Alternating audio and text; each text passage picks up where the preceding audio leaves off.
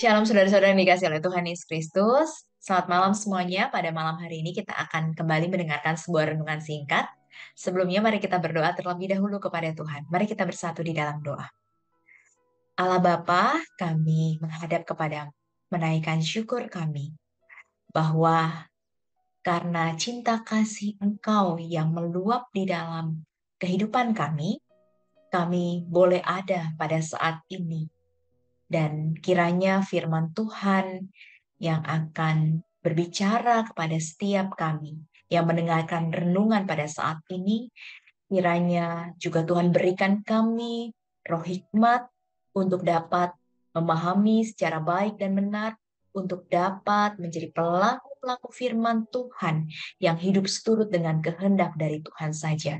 Kiranya semua yang kami lakukan, biarlah semuanya itu juga boleh terjadi untuk kebaikan dari Tuhan, dan kami boleh melakukan semuanya itu berdasarkan kehendak dari-Mu saja. Di dalam nama Tuhan Yesus Kristus, kami menaikkan doa ini. Amin. Saudara-saudara yang dikasih oleh Tuhan Yesus Kristus, pada malam hari ini tema kita saling menggembalakan. Bacaan kita dari Kisah Para Rasul pasal 4, ayat 8 sampai ayat yang ke-9. Dikatakan di dalam Kisah Para Rasul pasal 4 ayat 8 sampai ayat yang ke-9, maka jawab Petrus penuh dengan Roh Kudus, "Hai pemimpin-pemimpin umat dan tua-tua, jika kami sekarang harus diperiksa karena suatu kebajikan kepada orang sakit dan harus menerangkan dengan kuasa manakah orang itu disembuhkan." Ya, saudara-saudara, setiap kita sebagai manusia memiliki keprihatinan hidup. Tapi apakah kita boleh peduli, boleh memiliki rasa empati terhadap keprihatinan sesama kita? Kita dengan mudah mendengar atau melihat berbagai keprihatinan yang dialami. Tetapi belum tentu hati kita tergerak untuk dapat membuat keprihatinan itu menjadi lebih mudah untuk dijalani. Apa tindakan kita? Kita memilih untuk diam atau mau terlibat di dalam pemulihan?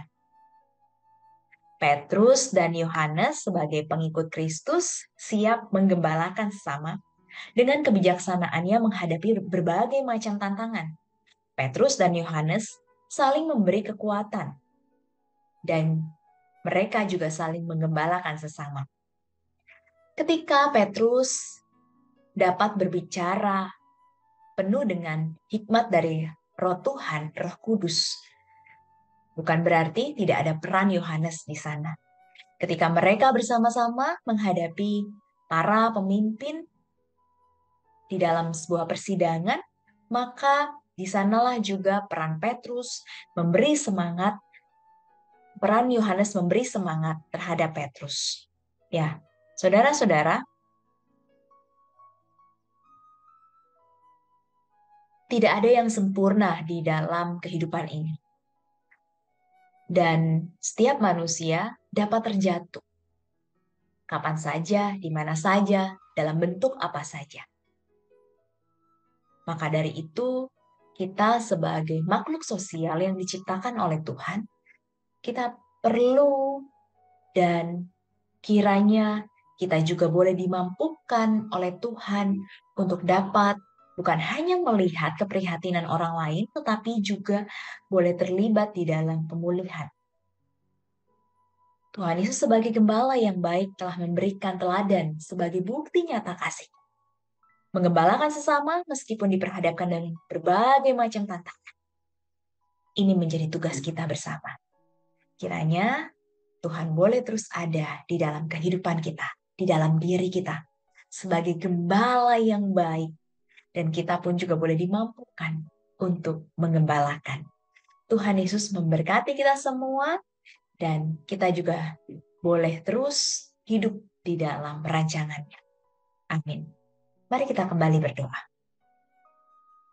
Allah, pada saat ini kami memohon kepadamu supaya kami bukan hanya boleh merasakan Tuhan Yesus sebagai gembala yang baik di dalam kehidupan kami, tapi kami sebagai alat Tuhan boleh mengembalakan sesama kami, dan mereka pun juga boleh mengalami cinta kasih Tuhan di dalam kehidupan mereka. Tuhanlah yang bekerja, Tuhanlah yang memampukan. Di dalam nama Tuhan Yesus Kristus, Sang Gembala Agung kami berdoa.